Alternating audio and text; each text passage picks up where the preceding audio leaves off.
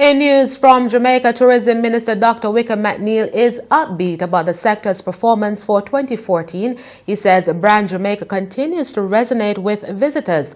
He also gave an update on further developmental projects for the sector. We have more in this report from Carrie-Ann Lowe. Jamaica's tourism product continues to break new frontiers, and Tourism Minister Dr. Wickham McNeil believes the product is yet to exceed its vast potential. Last year, the island welcomed approximately 3.5 million visitors to its shores. That's an increase of 7% when compared to 2013. The country's three major markets, the United States, Canada, and the United Kingdom, also made steady gains for 2014. Dr. McNeil is especially pleased with the UK market. After almost 4 years of decline, there is an increase of British visitors. The tourism minister explains that through intense marketing, UK tourists are again considering destination Jamaica. He says initiatives such as the Jamaica Village at the 2012 Olympics in London are among the marketing strategies bearing fruit. The following year, 2013, the year after, Mr. Speaker, we broke the drought and had 4.5% growth out of the UK. Mr. Speaker, last year, sports tourism, last year we had 17.1% growth out of the UK market. And already for this year, Mr. Speaker, we are up 24% out of this important market. Meanwhile, the minister is also celebrating changes to the air passenger duty, APD. In March 2014, the British Chancellor of Exchequer, George Osborne, announced that the air passenger duty would be reformed in 2015. Regional economies dependent on tourism have been lobbying against the unfair system which charged a higher rate of APD on flights to Barbados than Hawaii and placed the United States at a competitive advantage. Dr. McNeil says this will lure even more British visitors.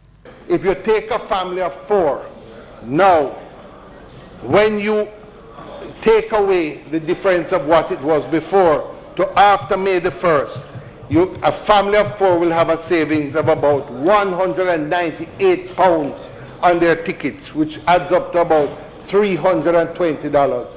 So, Mr. Speaker, this will have a serious impact on us. In the meantime, there is a move to diversify the tourist market to include Latin America, Asia, and other non-traditional markets like Scandinavia. In just 2 months, January and February of this year, we had over 6,000 arrivals out of this market, more than we got out of the Russian market at the height of the growth in that market. Likewise, cruise tourism is booming. All 3 of the country's pairs in Falmouth, Negril, and Ocho Rios saw an increase in arrivals. For 2014, the cruise market grew by 12.5%, and initial figures show that the sector is up by 8.5% for 2015. Dr. McNeil says several beautification projects are also in the pipeline for this year.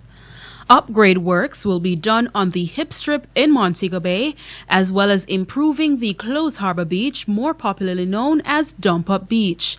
In Montego Bay, we're going to put back the hip in the strip, because the hip strip, Mr. Speaker, the hip strip is not really that hip anymore.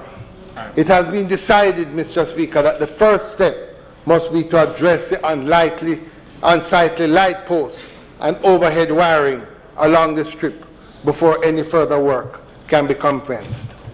A team has been determining how this is to be addressed, and we expect to begin this phase of the upgrade works in this fiscal year. Carrie-Ann Lowe for CEEN Caribbean News.